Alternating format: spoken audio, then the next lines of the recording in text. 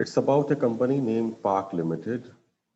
ये इनके 2017 के साल का कंप्लीट डाटा है जो कि इस वक्त हमारे सामने है और हमें इस कंपनी के लिए इनकम स्टेटमेंट बनानी है। आपके राइट साइड के ऊपर इनकम स्टेटमेंट का एक कंप्लीट फॉर्मेट मौजूद है। डाटा हम लेफ्ट साइड पर मौजूद वैल्यूज के जरिए हासिल करेंगे, जिसमें सबसे पहले एक बुनियादी डाटा दिया हुआ है जिसमें हमें सेल्स और परचेज से रिलेटेड मामला बताए जाते हैं। ये बुनियादी डाटा होता है। इसके अलावा हमें कुछ एक्सपेंसेस बताए गए हैं और कुछ हमें इनकम बताई गई है। इसके अलावा हमें कुछ एडिशनल डाटा बताया गया है। ये एडिशनल डाटा भी हम यहाँ पर इस्तेमाल करेंगे। एडिशनल डाटा उमूमन एक्सपेंस और इनकम से रिलेटेड होता है, तो हम भी इसको जब एक्सपेंस और इनकम कैलकुलेट कर रहे होंगे तो इस वक्त हम इसको इस्तेमाल करेंगे। इसके अलावा इसमें एक दो चीजें और भी होंगी जो कि हमें स्टेटमेंट बनाते हुए काम में आएंगी, तो जरूरत के वक्त हम अपने एडिशनल डाटा को भी देखेंगे। तो स्टार्ट करते हैं अपना सवाल। सवाल में हमें इनकम स्टेटमेंट बनाने के लिए कहा गया है। इनकम स्टेटमेंट का आगाज सबसे पहले सेल्स के डाटा से होता है। सेल्स में हमें सबसे पहले नेट सेल्स पता करनी होती है। नेट सेल्स पता करने का तरीकाकार ये है कि सेल में से रिटर्न और डिस्काउंट को माइनस कर दिया जाए तो हमारे पास नेट सेल आ जाती है। तो सबसे पहले हम यहाँ पर सेल्स लिखते हैं। सवाल में अगर हम चेक करें तो सेल्स की वैल्यू यहाँ पर मौजूद है। ये सेल्स है 4,50,050 रुपए और ये जो सेल्स की वैल्यू है ये हम अब यहाँ पर सेल्स के सामने लिख देंगे इस जगह पे। तो पहली वैल्यू हम यहाँ पर नोट करते हैं जो कि है 4,50,050 रुपीज। इसमें से हमें माइनस करना है सेल्स रिटर्न अगर वो सवाल में हुआ, लेकिन हमें वाज़ेह तौर के ऊपर यहाँ दिख रहा है कि सेल्स रिटर्न मौजूद नहीं है। अगर हम सेल्स डिस्काउंट की बात करें तो वो इस वक्त हमें नजर आ रहा है, तो ये सेल डिस्काउंट हम जरूर लिखेंगे। तो सेल्स रिटर्न तो मौजूद नहीं है, अगर होता तो हम यहाँ से माइनस करते। सेल्स डिस्काउंट है, अभी हमने चेक किया 12,690 रुपए, तो हम यहाँ से माइनस करेंगे। माइनस करने के बाद हमारे पास जो वैल्यू आएगी इसको हम कहते हैं नेट सेल्स। तो 4,50,050 रुपए सेल्स में से माइनस करेंगे 12,690 रुपए डिस्काउंट के, तो हमारे पास जो रकम आई 4,37,360 437,360 437,360 ये हमारे पास नेट सेल्स आ गई। नेट सेल्स निकालने के बाद हमारा अगला काम होता है कॉस्ट ऑफ गुड्स सोल्ड। ये portion cost of goods sold के लिए है। कॉस्ट ऑफ गुड्स सोल्ड में हमारे पास ये सारा डाटा है, इसको अब हम यहाँ पर यूज करेंगे। कॉस्ट ऑफ गुड्स सोल्ड निकालने के लिए पहली चीज हमारे पास होती है ओपनिंग इन्वेंट्री। तो हम यहाँ पर सबसे पहले ओपनिंग इन्वेंट्री पोस्ट करेंगे। सवाल में ओपनिंग इन्वेंट्री यहाँ मौजूद है, यहाँ से ओपनिंग इन्वेंट्री हम शिफ्ट करेंगे और ये वैल्यू यहाँ पर लिखी जाएगी। So let's insert opening inventory which is 36,700। ये हमने ओपनिंग इन्वेंट्री लिख दी है, ये सेकंड कॉलम में आती है। इसके बाद हमें नेट परचेज निकालना है। नेट परचेज का ये पोर्शन है, ये पोर्शन नेट परचेज का है और इसकी वैल्यूज को हम हमेशा थर्ड कॉलम में लिखते हैं। तो परचेज की वैल्यू हम देखेंगे। परचेज की वैल्यू अगर हम देखें तो वाज़ेह तौर पर हमें नजर आ रही है जो कि यहाँ पर है 387,900। तो अब हम इसको पोस्ट करेंगे यहाँ पर।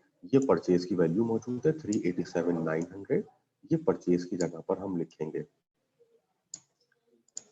तो हमने वैल्यू लिख दी 387,900। इसके बाद है ट्रांसपोर्टेशन। ट्रांसपोर्टेशन की वैल्यू हमें नहीं दी गई है, तो ट्रांसपोर्टेशन हम नहीं लिखेंगे। If it is given in the question so okay fine let's insert, लेकिन अगर ये सवाल में नहीं है तो इट्स ओके, इससे हमारी कैलकुलेशन के ऊपर कोई फर्क नहीं पड़ेगा। परचेज रिटर्न अगर हम देखें तो परचेज रिटर्न हमारे पास 1,340 रुपए दी हुई है, 1340। इसके बाद है डिस्काउंट। डिस्काउंट हमारे पास दिया हुआ है जो कि है 7,900 रुपए।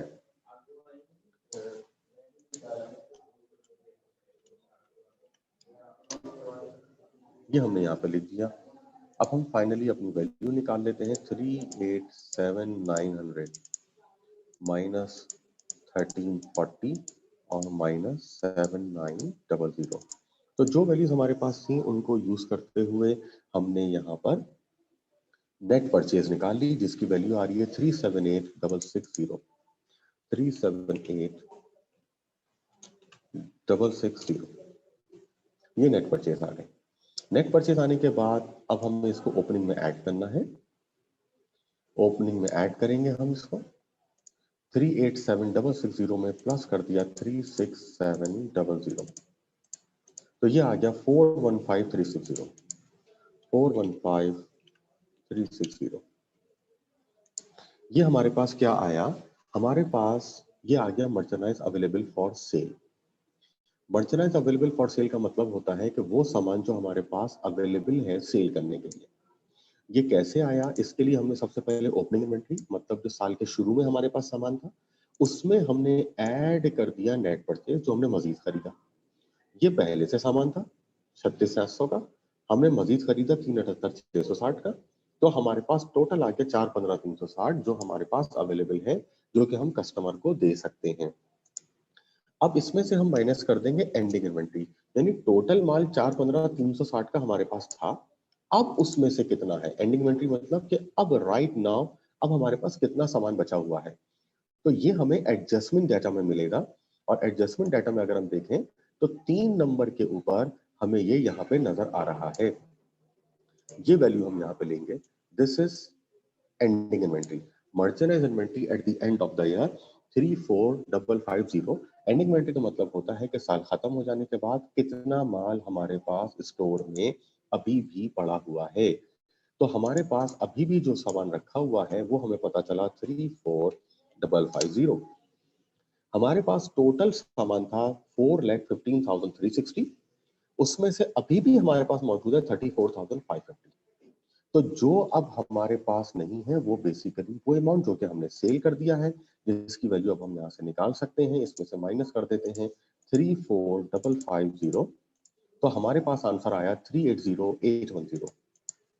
380,810 ये हमारे पास आ गया।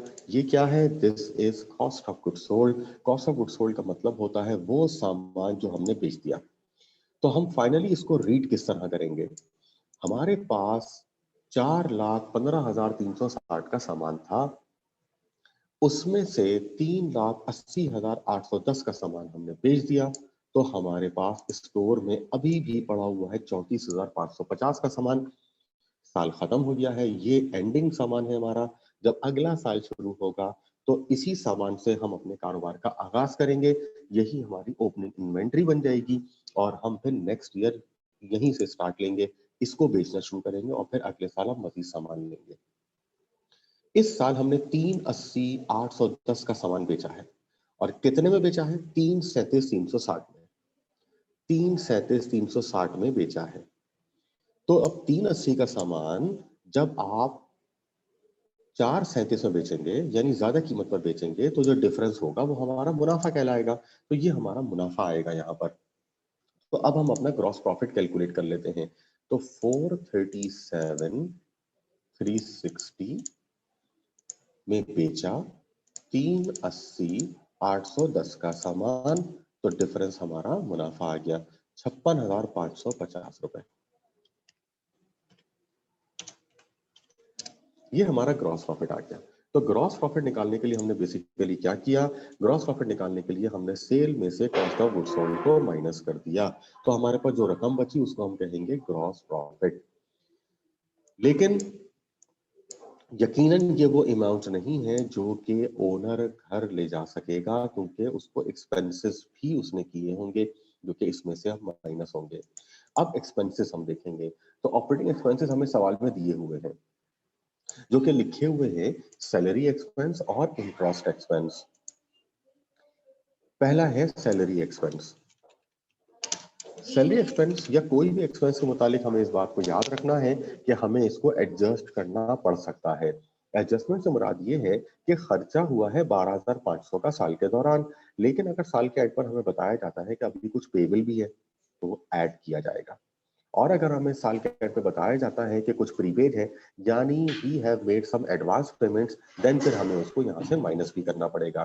तो आसान लफ्जों में हम इसको इस तरह से याद कर सकते हैं कि प्रीपेड्स माइनस होते हैं और पेएबल प्लस होते हैं। ये हमारा मैचिंग प्रिंसिपल है और इस मैचिंग प्रिंसिपल को हम रीड भी कर सकते हैं। तो मैचिंग प्रिंसिपल को अगर हम रीड करें तो वो कुछ इस तरह से होगा। मैचिंग प्रिंसिपल ये कहता है कि if service is already taken then it should be recorded in the respective period whether payment is made और नॉट। हमने अगर सर्विस ले ली है तो हमें उसको रिकॉर्ड करना पड़ेगा, यानी अगर सर्विस ले ली है तो पैसे दिए या नहीं दिए वो अब हमारा एक्सपेंस है, इसीलिए हम पेबल्स को ऐड करते हैं। लेकिन अगर सर्विस नहीं ली है तो वो फिर हम नहीं लिखेंगे। अगर हमने उसकी पेमेंट कर दी है तो वो फिर हमारे लिए हमारा प्रीपेड बन जाएगा और हम उसको यहां से माइनस कर देंगे। वापस आते हैं अपनी कैलकुलेशन की तरफ। अब इसी बात को जहन में रखते हुए अब हम अपना सवाल सॉल्व करेंगे। हमारे सवाल में हमें अगर सैलरी के मुताबिक हम देखें तो सैलरी के मुताबिक हमें चौथे और पांचवें पॉइंट में दो बातें बताई गई हैं। पहली है अक्रूड। अक्रूड जो है ये पेबल के महीनों में लिया जाता है, तो पेबल को हमने तय कर लिया है कि प्लस करना है। तो हम अब इस 12,500 रुपए में ऐड कर देंगे 3,000 रुपए को, जबकि हमें पांचवें नंबर पर एक अनएक्सपायर्ड नजर आ रहा है। अनएक्सपायर्ड प्रीपेड के महीनों में लिया जाता है, तो इसीलिए हम इसको माइनस करेंगे। तो ये हमने यहां से माइनस कर दिया। तो 12,500 में 3,000 ऐड किया तो ये बना 15,500। 1,000 हमने इसमें से लेस किया तो ये बना 14,500। तो ये सैलरी का फाइनल एक्सपेंस हमारे पास आ गया। सेकंड एक्सपेंस हमारे पास है इंटरेस्ट एक्सपेंस। इंटरेस्ट एक्सपेंस को भी बिल्कुल इसी तरह से ट्रीट किया जाएगा। एक्सपेंस का नाम कुछ भी हो, उसकी ट्रीटमेंट सेम रहेगी। इंटरेस्ट के मुतालिक अगर हम सवाल में देखें तो छठे पॉइंट में हमें आउटस्टैंडिंग का लफ्ज नजर आ रहा है। आउटस्टैंडिंग का लफ्ज पेबल के लिए इस्तेमाल होता है, तो पेबल के मुतालिक हम तय कर चुके हैं कि हमें प्लस करना है, तो ये 2,000 का अमाउंट इसमें प्लस किया जाएगा। डाटा में हमें इंटरेस्ट का अमाउंट 13,600 रुपए बताया गया था, जबकि हमें एक एडजस्टमेंट डाटा में 2,000 रुपए का आउटस्टैंडिंग नजर आ रहा है, जो कि पेबल तस्वुर करते हुए हम प्लस कर देंगे। सो हमारे पास टोटल अमाउंट बनेगा 15,600 रुपए। इसके अलावा सवाल में हमें दो एक्सपेंसेस और नजर आ रहे हैं। नंबर 1 पर है डेप्रिसिएशन और नंबर 2 पर है बैड डेट्स। ये दोनों हमारे एक्सपेंसेस हैं। इन दोनों एक्सपेंसेस को भी हम यहाँ पर शामिल करेंगे। So let's take the first one which is depreciation. Depreciation expense को हमने यहाँ पर शामिल किया। वैल्यू हमारे पास एडजस्टमेंट डाटा में ही लिखी हुई है और वो है 12,000। इसके अलावा 2 नंबर पर बैड डेट्स लिखा हुआ है, ये भी हमारा एक्सपेंस है, बैड डेट्स एक्सपेंस, जिसका अमाउंट दिया हुआ है और वो है 4,000 रुपए, वो भी हम यहाँ पे शामिल कर देंगे। अब अगर हम एक निगाह अपने एडिशनल डाटा पे डालें तो पहले नंबर पे था depreciation, it is taken. Bad debts number 2 already taken. Merchandise inventory हमने पहले ही लिख लिया था। Accrued salary, unexpired salary, outstanding interest, तो ये जो पहली 6 हमारी एडजस्टमेंट्स हैं जिनका ताल्लुक एक्सपेंसेस से था, वो हम ऑलरेडी लिख चुके हैं। इसी तरीके से हमारे पास अब जो 7 और 8 हैं, इनका ताल्लुक चूंकि इनकम से है तो ये हम यहाँ पर इनकम के साथ लिखेंगे। ओके, तो अब हम अपने एक्सपेंसेस को फाइनल कर लेते हैं। 4 एक्सपेंसेस हमारे पास हैं। इन 4 एक्सपेंसेस को अब हम टोटल कर लेते हैं।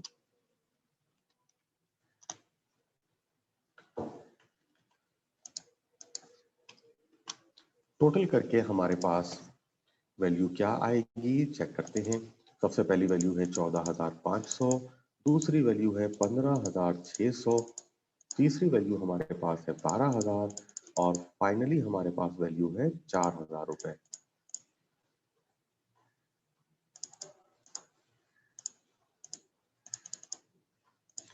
चार वैल्यूज थी, इनको हमने ऐड किया, टोटल अमाउंट बन रहा है 46,100 रुपए। 46,100 रुपीज, ये हमने यहाँ पर ऐड कर लिया।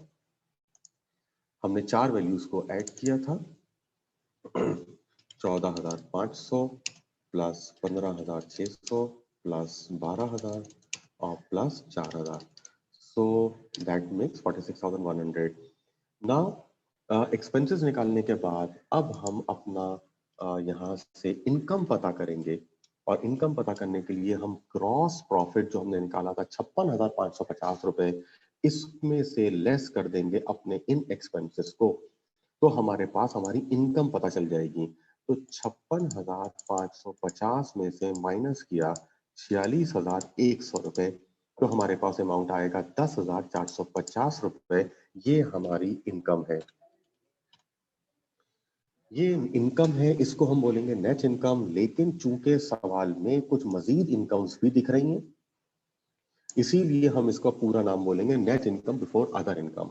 अगर ये मजीद इनकम हमें ना दिख रही होती तो हम इसको ही फाइनल बोल देते, यानी हम इसको सिंपली नेट इनकम का नाम देकर स्टेटमेंट को यहाँ खत्म कर देते। लेकिन चूंकि ऐसा नहीं है तो अब हमें मजीद जो इनकम्स हैं उनको भी अब हमें यहाँ ट्रीट करना होगा। ये हमें नजर आ रही है रेंट इनकम और कमीशन इनकम के नाम पर। So let's take these as well. Rent income. Now rent income की वैल्यू इसमें दी हुई है 42,640 रुपए। मैचिंग प्रिंसिपल हमें एक दफा फिर देखना होगा। मैचिंग प्रिंसिपल आमदनी के लिए भी होता है, जो कि हमें ये कहता है कि अगर सर्विस हमने दे दी है, if service is rendered then it should be accounted, तो फिर हमें लाजमी तौर के पर उसको ट्रीट करना होगा, हम उसको प्लस कर लेंगे। मींस कि अगर कोई रिसीवेबल्स हैं तो वो हमें प्लस करने होंगे, और अगर हमें कोई ऐसा पैसा मिला हुआ है जिसकी सर्विस हमने नहीं दी है तो वो पैसा फिर हमारी इनकम नहीं है, तो हमें फिर उसको यहां से माइनस करना होगा। तो एक दफा मैचिंग प्रिंसिपल पे निगाह डाल लेते हैं। येलो से हमें जो नजर आ रहा है ये मैचिंग प्रिंसिपल फॉर इनकम है। मैचिंग प्रिंसिपल फॉर इनकम हमें ये बता रहा है कि अगर कोई रिसीवेबल है तो वो ऐड होगा, और अगर कोई अनअर्न्ड है तो वो यहां से लेस होगा। ना इसी प्रिंसिपल को सामने रखते हुए अब हम अपनी कैलकुलेशन को फाइनल कर लेते हैं। सवाल में हमें रेंट से मुतालिक 7 नंबर पर अक्रूड नजर आ रहा है। अक्रूड आउटस्टैंडिंग के मायनों में होता है, यहां पर ये रिसीवेबल तस्वुर करते हुए हम प्लस कर देंगे, जो कि होगा 1500। तो जब हम इसको प्लस करेंगे तो 42,640 में प्लस किया हमने 1500 रुपए, तो हमारे पास आंसर आया 44,140। ये इनकम आ गई हमारे पास। याद रहे कि अक्रूड का लफ्ज हमने अभी 4 नंबर पर भी देखा था, वो सैलरी के साथ था। यहाँ ये रेंट के साथ है, जो कि इस वक्त हमारी आमदनी है क्योंकि हम वसूल कर रहे हैं। तो अक्रूड का लफ्ज हमेशा प्लस ही होता है। ये और बात है कि अक्रूड का लफ्ज एक्सपेंस के साथ हो तो पेबल के मायनों में होगा, अक्रूड का लफ्ज अगर इनकम के साथ हो तो वो रिसीवेबल के मायनों में होगा, लेकिन बहरहाल हमें उसको प्लस ही करना है। लास्ट हमारे पास आइटम है कमीशन इनकम, इसको भी हम यहां लिख लेते हैं। तरीकेकार इसका भी वही होगा, अगर हमें इसका कोई रिसीवेबल मिलेगा तो प्लस करेंगे, अनअर्न्ड मिलेगा तो माइनस करेंगे। तो 840 रुपए की कमीशन इनकम है, और 8 नंबर के ऊपर एक इसका अनअर्न्ड यहाँ लिखा हुआ है। अनअर्न्ड मतलब पैसे मिल गए हैं लेकिन हमने काम नहीं करके दिया अभी, तो ऐसा पैसा हमारी इनकम नहीं होती, तो इसीलिए हम इसको यहाँ से माइनस कर देंगे। तो 840 में से 240 माइनस किया तो 600 रुपए की हमारी इनकम आ गई।